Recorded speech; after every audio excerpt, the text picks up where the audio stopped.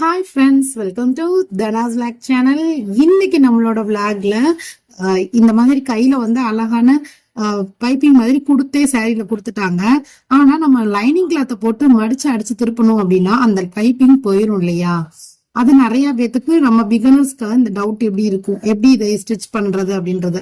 இதை நான் வீடியோல எண்டிங்ல வந்து அதை எப்படி பண்ணணும் அப்படிங்கறத டீட்டெயில்டா சொல்லியிருக்கேன். வீடியோ ஸ்கிப் பண்ணாம ஃபுல்லா பாருங்க. அதோட இன்னைக்கான விளாகையும் சேர்த்து பார்த்துடலாம் வாங்க. இது ஒரு 2-3 நாளுக்குரிய விளாக் தாங்க.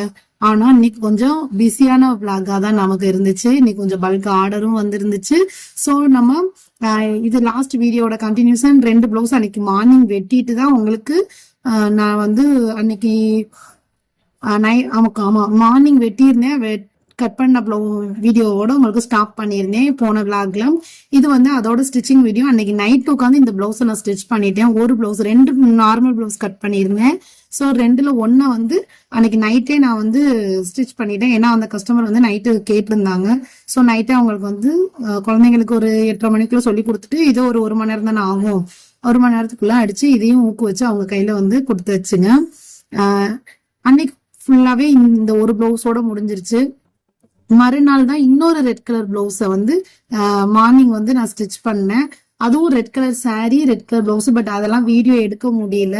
ஃபுல்லா எல்லாமே வீடியோ எடுக்க முடியல. அதுவும் சாரி கிளாத்தோட சேர்ந்துதான் இருந்துச்சு. அது வந்து சாரியோட சேர்த்தே கொடுத்துருந்தாங்க. சாரி வந்து அவங்க வந்து கோவிலுக்கு வந்து நான் சொன்னேன்னா எங்க ஊர் சைடு இப்போ வந்து அங்கங்க கோவிலுக்கு வந்து கும்பாபிஷேகம், கொடை விழாலாம் நடந்துகிட்டு இருக்கு. இப்பதான் ஒரு கோயில்ல கொடை முடிஞ்சிச்சு. இப்ப அடுத்து நெக்ஸ்ட் இன்னொரு கோயில்ல வந்து கும்பாபிஷேகம் நடக்க போகுது. அதுக்கு 5 நாள் வந்து ஒவ்வொரு நாளுமே இந்த ஓமகுண்டை வளர்த்து பண்ணுவாங்க இல்லையா, அந்த நிகழ்ச்சி நடந்துகிட்டு இருக்கு.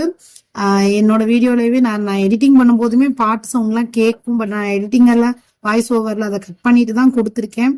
அதனால உங்களுக்கு கேட்காது. நான் எடிட்டிங் பண்றதுக்குமே கொஞ்சம் கஷ்டமா தான் இருந்துச்சு எனக்கு. ஏன்னா ஸ்பீக்கர்ல வந்து பாட்டு பாடிக்கிட்டே இருக்காங்க, மந்திரம் சொல்லிட்டே இருக்காங்க. ஸோ அது கொஞ்சம் இதாதான் இருந்துச்சு. எப்படியோ அந்த ஒரு பிளவுஸையுமே அந்த 2 பிளவுஸையுமே அவங்களுக்கு ஸ்டிச் பண்ணி கொடுத்துட்டேன். இந்த மெரூன் கலர் வந்து ஒரு கஸ்டமருக்கு, இன்னொரு வந்து அவங்க வந்து அந்த கோயிலுக்கு வந்து கரக குடம் தூக்கிட்டு போகணும். அதனால எனக்கு இந்த ரெட் கலர் சாரி அந்த பிளவுஸையும் கொஞ்சம் உடனே அடிச்சு கொடுமான்னு சொல்லி கேட்டிருந்தாங்க. ஸோ நம்ம அதையும் அவங்களுக்கு அந்த ரெட் கலர் சாரியோட பிளவுஸையும் ஃபினிஷ் பண்ணி அவங்களுக்கு கொடுத்துருந்தேங்க. பாருங்க இந்த பிளவுஸ் நம்ம எவ்வளவு நீட்டா வந்திருக்கு அப்படின்னு. என்னோட கட்டிங் மெத்தட் படி நீங்க கட் பண்ணி ஸ்டிச் பண்ணி பார்த்துட்டு எனக்கு கண்டிப்பா கமெண்ட் பண்ணுங்க. என்னோட வீடியோவை இப்பதான் ஃபர்ஸ்ட் டைம் பாக்குறீங்க அப்படின்னா மறக்காம ஒரு சப்ஸ்கிரைபும் பண்ணிக்கோங்க. அது மட்டும் இல்ல, அப்படியே வீடியோவை ஃபுல்லா கண்டினியூ பண்ணி பார்த்துட்டு வீடியோ பிடிச்சிருந்துச்சுன்னா ஒரு லைக் கொடுக்கவும் மறந்துடாதீங்க, சரிங்களா? இது வந்து மறுநாள் காலையில ஒரு 10 மணி போல எடுத்துக்கிட்டு இருக்கேன். அப்போ அந்த மீதி எக்ஸ்ட்ரா உள்ள பிளவுஸிங் அன்னைக்கு நைட்டு அந்த பிளவுஸ் முடிச்சிட்டேன். மறுநாள் தாங்க இந்த ரெட் கலர் பிளவுஸ் எல்லாம் முடிக்க முடிஞ்சிச்சு. அந்த ரெட் கலர் பிளவுஸ், அந்த சாரி, அந்த அதையும் சேர்த்து முடிச்சு அவங்களுக்காக ஃபினிஷ் பண்ணி எடுத்து வச்சிட்டேன். அவங்க வந்து காலையில வந்து கேட்க வந்துருவாங்க அப்படின்னு சொல்லிட்டு. அது ஒரு பார்டர் சாரி மாதிரி இருந்துச்சு. கரவ குடம் தூக்கிட்டு போறதுக்காக இந்த சாரி எடுத்திருந்தாங்க. அந்த கோவில்ல வந்து செட் சாரியும் எடுத்திருந்தாங்க. அங்க பாருங்க, அதுதான் எனக்கு வந்து இன்னைக்கு பல்க் ஆர்டர். எல்லாமே ஒரே கவரா கொடுத்தாங்க, மாறிடக்கூடாதுன்னு சொல்லி அவங்கவுங்க பேரையுமே நான் எழுதி வச்சுட்டேன். ஏன்னா சாரியும் ஒரே மாதிரி இருக்கு, பையும் ஒரே மாதிரி இருக்கு. எல்லாருமே சின்னத்திரையில எடுத்திருக்காங்க. திருநெல்வேலி சின்னத்திரை இப்போ ஓபன் பண்ணிருக்காங்க இல்லையா, அதுலதான் எடுத்திருக்காங்க. செட் சாரிங்கிறதுனால மொத்தமா அங்கேயே எடுத்திருக்காங்க. இன்னும் அதுல ஒரு சாரி பாத்தீங்க அப்படின்னா, நம்ம இப்ப கட் பண்றதுக்காக நான் விரிச்சு பார்த்தேன். பிளவுஸ பாத்தீங்க அப்படின்னா நேராவே இல்லைங்க லயனு. அந்த பாருங்க, அது அப்படியே வளைவா பெண்டிங் ஆகி சாரிக்குள்ள அந்த கிரீன் கலர் சாரி போயிருக்கு. அப்ப நம்ம முந்தி அடிக்கும் போது எவ்வளவு அசிங்கமா இருக்கும். ஒரு பாயிண்ட். இன்னொரு பாயிண்ட் பாத்தீங்க அப்படின்னா, முந்தி அடிக்கும் போது அதோட வளைவா இருக்கும், முந்தி வந்து நல்லாவே இருக்காது. இன்னொன்னு பிளவுஸோட பிட் வந்து கம்மியாகும். அப்ப எப்படி நான் அவங்களுக்கு அதை ஸ்டிச் பண்ணி கொடுக்க முடியும்?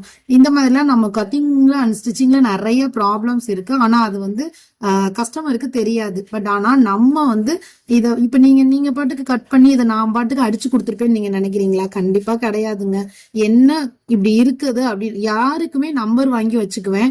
இப்படி இருக்குங்க உங்களோட பிளவுஸ் அப்படிங்கறத நான் அவங்களுக்கு எக்ஸ்பிளைன் பண்ணி அது ஓகே நீங்க இந்த மாதிரி இருக்கட்டும் எப்படின்றத அவங்களுக்கு டீட்டெயிலா கொடுத்ததுக்கு அப்புறம் தான் ஓகே பரவாயில்ல நீங்க வெட்டுங்க கட் பண்ணி ஸ்டிச் பண்ணுங்க அப்படின்னு சொன்னாதாங்க நான் ஸ்டிச் பண்ணுவேன், இல்லைன்னா கட் பண்ணி ஸ்டிச் பண்ண மாட்டேன். ஸோ நான் இதை அவங்களுக்கு கேட்டேன். அவங்க வந்து அப்போ எனக்கு பிளவுஸ் பத்தாதுன்ற விவரத்தை அவங்களுக்கு நான் சொன்னேன்.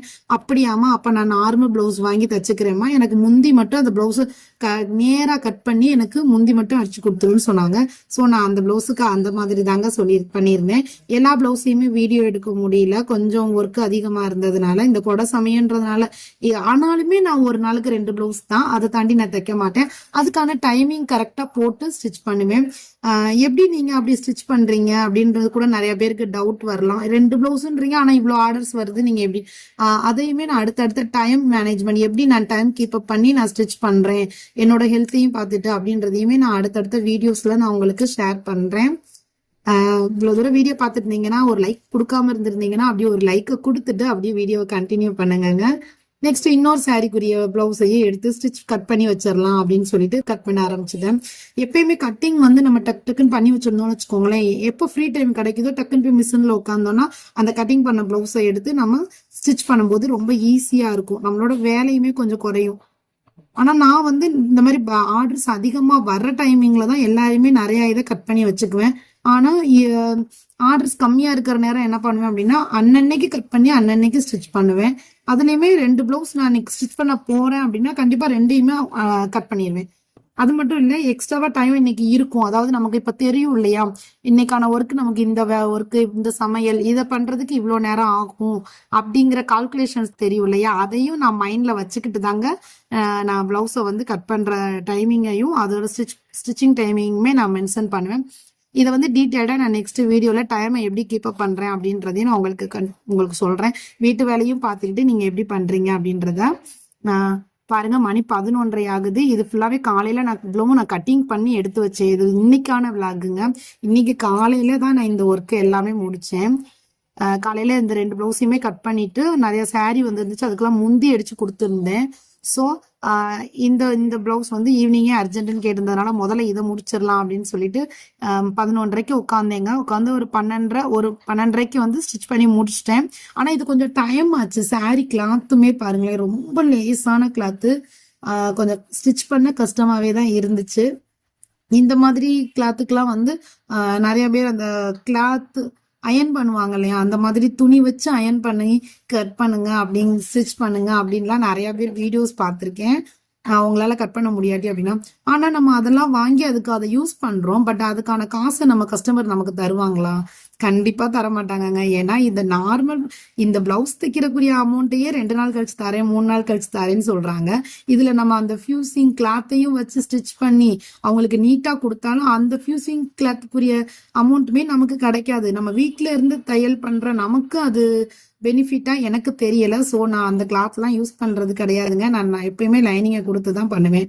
ஓகே, நம்ம இன்னைக்கான ஒரு டிப்ஸ்க்கு வந்துடலாமா? கைப்பகுதியில அந்த பைப்பிங் இருந்துச்சு, அந்த பைப்பிங்கை நம்ம எப்படி அடிச்சு திருப்பலாம் அப்படிங்கிறத நம்ம ஸ்டார்டிங்ல சொல்லியிருந்தேன் இல்லையா, அதை தான் நம்ம இப்போ பார்க்க போறோம். பாருங்க, இப்போ வந்து நான் லைனிங் எல்லாம் அடிச்சு திருப்பிட்டேன். நம்ம வந்து தையலுக்காக விட்டுருக்க அளவுகளை வந்து நம்ம முதல்ல ஒரு மார்க் பண்ணிக்கிறேன். ஏன்னா இதுல வந்து ஒரு கையில இருக்கும், ஒரு கையில இருக்காது. ஸோ அதை வந்து மார்க் பண்ணிட்டு இன்னொரு கை வந்து நம்ம ஜாயினிங் கொடுத்து அடிச்சு வச்சிருக்கேன்.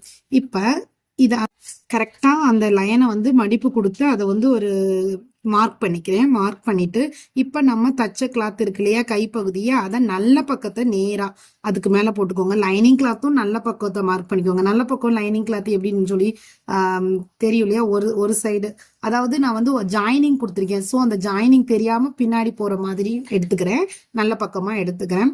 இப்ப அதை கரெக்டா அந்த லைன் மேல அந்த பைப்பிங் தெரியுற மாதிரி அந்த பிளவுஸை வந்து அந்த கைப்பகுதியை வந்து நான் ஃபிட் பண்றேன். பாருங்க இப்ப எவ்வளவு அழகா நான் ஃபிட் பண்ணி வச்சிருக்கேனோ அதே மாதிரி தாங்க அந்த கரெக்டா அந்த லைனுக்கு மேல ஃபிட் பண்ணணும்.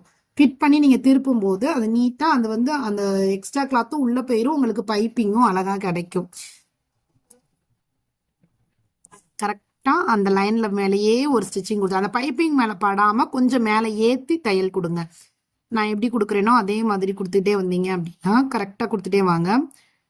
இப்போ நீங்க கிளாத்தை அப்படியே உள்ள திருப்பணும்னு வச்சுக்கோங்களேன். பாருங்க, லைனிங்கும் உங்களுக்கு அந்த எக்ஸ்ட்ரா பிசுறு வந்து உள்ள போயிரும், பைப்பிங்கும் நல்லா கிளியரா தெரியும். இந்த டிப்ஸ் நீங்களும் ஃபாலோ பண்ணி பாருங்க. இது கரெக்டா மெத்தட் தானா? நான் இந்த மாதிரி தாங்க ஸ்டிச் பண்ணுவேன். ஸ்கேலப் டிசைன்லாம் தெரியறதுக்கு கூட இப்ப ட்ரெண்டிங்ல போய்கிட்டு இருந்துச்சு. அந்த ஸ்கேலப் டிசைன்லாம் தெரியறதுக்கு கூட இந்த மெத்தட் யூஸ் பண்ணி தான் பண்ணிட்டு இருந்தோம். ஸோ இதே இந்த பைப்பிங்க்கும் நான் இந்த மாதிரி தான் பண்ணேன். அது பிகினர்ஸ் நிறைய பேருக்கு தெரியாது இல்லையா, அதை எப்படி பண்ணணும்னு. இப்போ அதை நீங்க தெரிஞ்சிருப்பீங்கன்னு நினைக்கிறேன். வீடியோ வந்து ஸ்பீட் பண்ணாம மெதுவா வச்சுதான் நான் உங்களுக்கு இதை சொல்லியிருக்கேன். இதுல ஏதாவது டவுட் இருந்துச்சுன்னா, இந்த டிப்ஸ் பிடிச்சிருந்துச்சுன்னா எனக்கு மறக்காம கமெண்ட் பண்ணுங்க. எனக்கு தெரிஞ்ச இந்த மாதிரியான சின்ன சின்ன டிப்ஸையுமே நான் என்னோட விளாக்ல வந்து ஷேர் பண்ணுவேங்க. ஸோ மறக்காம வீடியோவை ஃபுல்லா ஸ்கிப் பண்ணாம பாருங்க. அப்படின்னாதான் உங்களுக்கு ஒவ்வொரு பிகினர்ஸான எனக்கு தெரிஞ்ச சின்ன சின்ன டிப்ஸ். நானும் பிகினர்ஸ் தான், நான் பெரிய டெய்லர் கிடையாது. இப்பதான் ஒவ்வொரு ஆர்டர்ஸா எனக்கு நல்லாவே வந்துகிட்டு இருக்குங்க. அதுக்கு காரணம் என்னோட விடாமுயற்சியும் நான் போடுற கடின உழைப்பும் தான். அதே மாதிரி நீங்களும் ட்ரை பண்ணுங்க, பாருங்க. அந்த இன்னொன்னு பிளவுஸோட ஃபினிஷிங் எவ்வளவு நீட்டா நம்ம கொடுக்குறோமோ அதுதாங்க அவங்க கஸ்டமரை நம்ம அடுத்தடுத்து கொண்டுட்டு வர்றதுக்கு ஈர்க்கும். நெக்ஸ்ட் அந்த சாரிக்குரிய முந்தியுமே அடிச்சு ஃபினிஷ் பண்ணி அந்த பிளவுஸை அவங்களுக்கு ரெடி பண்ணிட்டேங்க. இதை மட்டும்தான் மார்னிங் என்னால் முடிக்க முடிஞ்சிச்சு. இன்னொரு கிரீன் கலர் வந்து நான் கட் பண்ணி வச்சிருக்கேன் இல்லையா, அதெல்லாம் வந்து வீடியோ எடுக்க முடியல. நெக்ஸ்ட் சமையல் ஒர்க் இருந்ததுனால அந்த ஒர்க்கை போய் பார்க்க போயாச்சு. இந்த சாரி பாருங்க, நீட்டா இருந்துச்சு. நெக்ஸ்ட் இந்த கிரீன் கலர் சாரீ ஸ்டிச் பண்ணணும். இன்னும் நிறைய சாரீ பல்க் ஆர்டர் வந்துக்கலாம், அதெல்லாம் நம்ம ஸ்டிச் பண்ணணும். அதெல்லாம் அடுத்தடுத்த வீடியோஸ்ல உங்களுக்கு நான் சொல்றேன். இந்த வீடியோ உங்களுக்கு பிடிச்சிருந்துச்சுன்னா மறக்காம சப்ஸ்கிரைப் பண்ணி வச்சுக்கோங்க, ஒரு லைக்கும் கொடுத்துருங்க. தேங்க்ஸ் ஃபார் வாட்சிங்.